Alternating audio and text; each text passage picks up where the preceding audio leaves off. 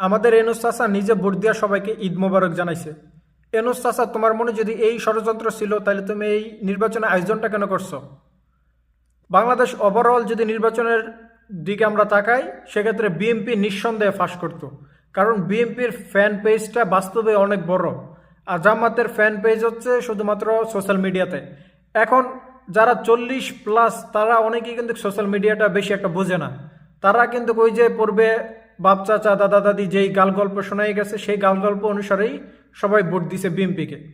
কিন্তু আমরা যারা সোশ্যাল মিডিয়া ব্যবহার করি, আমরা কিন্তু বাস্তবতা জানি যে কে কাজ করবে, কে চাঁদাবাজ, কে দুর্নীতিবাজ, কে ঋণ খিলাপি, আমরা এগুলো চিহ্নিত করতে পারছি সোশ্যাল মিডিয়ার মাধ্যমে। ব্যক্তিগত আমরা কাউকে চিনি না। কিন্তু যারা 40+ তারা হয়তো তাদেরকে চিনা না, সেই বিধায় ওই পুরানো চাচা চাচি যে গাল গল্প শোনাই গেছে সেই গাল গল্প ধরেই এই চাঁদাবাজ দুর্নীতিবাজদেরকে ভোট দিছে।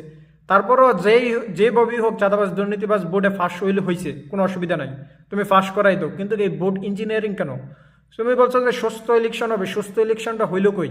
সুস্থ ইলেকশন প্রত্যেক কেন্দ্রের ভিতরে হয়েছে, কিন্তু ভোট গণনার ভিতরে রেজাল্টের ভিতরে তুমি সুস্থ দিলা না। তাহলে এই সুস্থতার কি দরকার ছিল?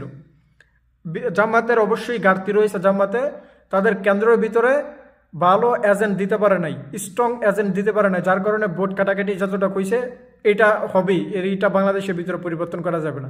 কিন্তু ভোট যে ইঞ্জিনিয়ারিং করছে, নাইলে এই চান্দাবাজের আব্বাসের মতো লোক কিভাবে সংসদে পোষায়, এই ববি হাজাতের মতো রাম ছাগল একটা, সে কিভাবে সংসদে পোষায় যে সালামু আলাইকুমটা কইতে পারে না। এই সমস্ত রাম ছাগল যখন সংসদে পোষাইবে, দেশটা হয়ে যাবে একটা চিড়িয়াখানার মতো। দেশের কোনো উন্নয়ন হবে না। এগুলো দেশের মানচিত্র বিক্রি করে দিবে। ঋণ খেলাপি দেশের কি উন্নয়ন করবে? আমরা কোনো দলকে সমর্থন করি না। যে দল দুর্নীতি করবে না, যে দল ইনসাফের কথা বলবে, সেই দলকে সমর্থন করি। সেটি বিএনপি হোক। বিএনপির পূর্বের ইতিহাস অনেক সুন্দর। জিয়াউর রহমান, ওনার বিএনপির প্রশংসা করলে শেষ করা যাবে না।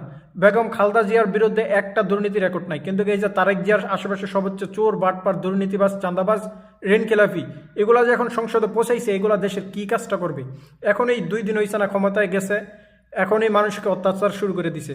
ক্ষমতায় যে যাবে, সে তার অপোজিট সাইডে যে থাকবে তাকে নিরাপত্তায় রাখবে, তাকে আরো সম্মানের ভিতরে রাখবে, কিন্তু সেটি হইল না। এই জন্যই কি আজকে এই শত শত আমাদের ভাইয়েরা শহীদ হয়েছে, এই গণ অভ্যুত্থানের ভিতরে কত লক্ষ লক্ষ মানুষ ইনজুরি হয়েছে, এগুলার কোনো মূল্যায়ন তারেক জিয়া করতেছে না। তারেক জিয়া ফাঁস হওয়ার পর অবশ্যই একটা নিউজ করার দরকার ছিল যে কেউ যাতে কারো আক্রমণ না করে, সবাই যাতে সুন্দরভাবে মিলেমিশে, যে পক্ষে থাকবে যে বিপক্ষে থাকবে, প্রত্যেকেই কিন্তু নাগরিক, প্রত্যেকেরই কিন্তু যে ভোট দিবে তার যতটুকু প্রাপ্ত, যে ভোট না দিবে তারও ততটুকু প্রাপ্ত। আপনি যেহেতু এখন প্রধানমন্ত্রী হবেন, সেটা সবার জন্য, শুধু যে আপনার দল তার জন্য না, সারা বাংলাদেশের মানুষের জন্য। সারা বাংলাদেশের মানুষ নিরাপত্তা আপনার থেকে আশা করবে, কিন্তু আপনি নিরাপত্তাটা দিতেছেন কই? আপনি এখনই জোর জুলুম শুরু করে দিচ্ছে আপনার যে গুন্ডা বাহিনীরা। এগুলা বন্ধ করুন, নাইলে আপনার 2 বছর তো দূরের কথা, আপনার 6 মাস ক্ষমতায় টিকতে পারবেন না। সুস্থ ইলেকশন হইলে 150 থেকে 170টা আসন ইজিলি পাওয়া যেত। বিএনপি সরকার গঠন করতে এই ভোট ইঞ্জিনিয়ারিং এর কোনো দরকার ছিল না। এই আপনার ভোট কাটাকাটির কোনো দরকার ছিল না। ভোট কাটাকাটি ছাড়াও বিএনপি বোর্ডই ফাঁস হইতো, সরকারও গঠন হইতো। কিন্তু 50টা যোগ্য প্রার্থীকে বিএনপি তাদের ইনসাফ থেকে বঞ্চিত করছে। তারা যোগ্য, মানে সুস্থ বোর্ডে আরো 50 জন প্রার্থী ফাঁস হওয়ার ছিল। ববি আজাতের মতো একটা রাম ছাগল কোনোভাবেই নিজ যোগ্যতা ফাঁস হইতে পারে না। মির্জা আব্বাস, চাঁদাবাজ আব্বাস কোনো সময় নাসির পাটোয়ারির সাথে ফাঁস হইতে পারে না। দেশের মানুষ এত বোকা না, তুমি দেশের মানুষকে বোকা পাইব না। এখনো সময় আছে, এটা ভালোভাবে তদন্ত করো। জামাত 77টা আসন পাইছে, তারা বলে যে আমরা সন্তুষ্ট, আমরা মিলেমিশে কাজ করতে চাই। কেন কাজ করতে চাস তোরা মিলেমিশে? তোদেরকে থেকে কি মানুষ এটা আশা করছে যেই 50 জন যোগ্য প্রার্থীকে ফেল করাইছে সেগুলোর বিরুদ্ধে এখন তোরা কথা বলছ না কেন? কারণ তোদের পেট ভরে গেছে। যে সঠিক কথা বলবে না, ইনসাফের বাইরে কথা বলবে, তাদের বিরুদ্ধে আমরা আওয়াজ তুলব। বিএনপি বুঝি না, জামাত বুঝি না, ইনসাফ করতে হবে। তোরা ইনসাফের কথা বলছস, এখন তোদের ইনসাফ কই? যে 50টা প্রার্থীকে ফেল করাইছে তাদের বিরুদ্ধে কথা বলছ না কেন?